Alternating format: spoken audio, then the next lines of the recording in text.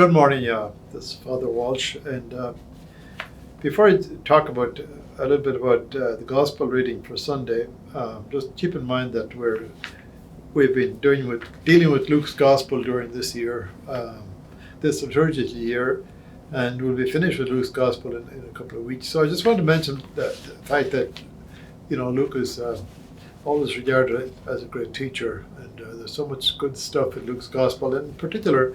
The form that he uses a lot is the parable. And I was just looking through the Bible, through the Gospel there earlier today, and there's several parables that Luke uses. For example, chapter 8 is the parable of the sower.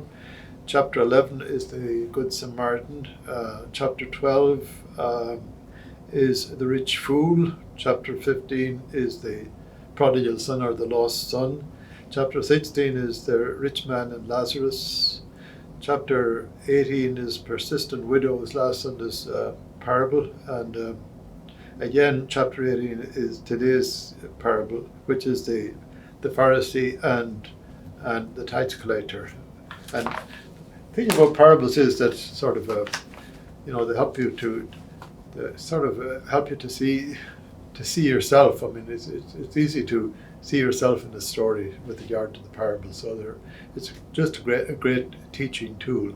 So the one, of course, that we're using today is the parable, one that you're very familiar with. Of course, it's the parable of the Pharisee and the tax collector, or the Pharisee and the publican, as it used to be called. And so it's easy with regard to this story. It's easy to sort of visualize it in relationship to a church. We know it was a synagogue, but you see the Pharisee is right up at the front of the church near the tabernacle, and the tax collector is way down at the back on his knees. And the Pharisee, of course, his prayer is, he says, "Thanks be to God," he says, "that I am not like the rest of people." He says, I pray twice a week. He says,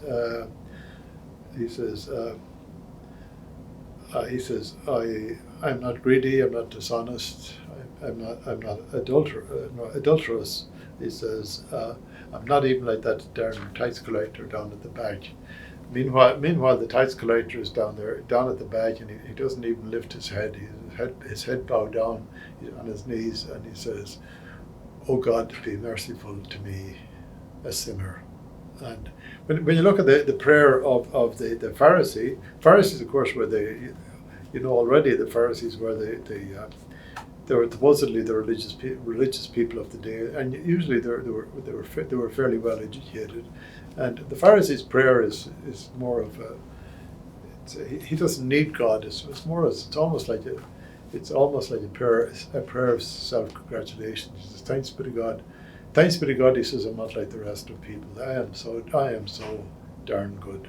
Whereas the man at the back, the tax collector, he was aware of the fact that he was a sinner. He says, "Oh God," he says, be merciful to me, a sinner." So in essence, he needed God, whereas the tax collector didn't. And if you look at the first reading today, there's a beautiful statement that says, "The prayer of the lowly pierces the clouds. It does not rest till it reaches its goal, nor will it withdraw till the Most High responds." The prayer of the lowly is a powerful thing. The prayer of the rich, on the other hand, a lot of times it doesn't really go anywhere. Also, it says in the psalm response today, it says, "The Lord is close to the brokenhearted, those who are crushed in spirit he saves. The Lord redeems the lives of his servants. No one incurs guilt who takes refuge in him." And so I think the obvious message for all of us is of course to be humble in the sight of God. In fact, there's a song that says, humble yourself in the sight of God." In other words, the first beatitude in Matthew's gospel says, "Blessed are the poor in spirit, for theirs is the kingdom of heaven."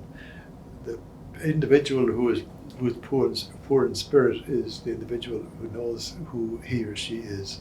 He knows that that he's a dependent creature. He's dependent upon God for everything, even for life itself. So I think that is the one of the messages that we take from today's gospel is the fact that, life ultimately is a gift, and it's not something that we deserve. It's something that's given, and the fact that if we're doing well, it's truly that in itself is a gift. So we need to always to be humble means to sort of keep your feet on the ground and to realize that this is His world. I'm dependent upon Him, and so my prayer is a prayer of dependency on all occasions. Thank you.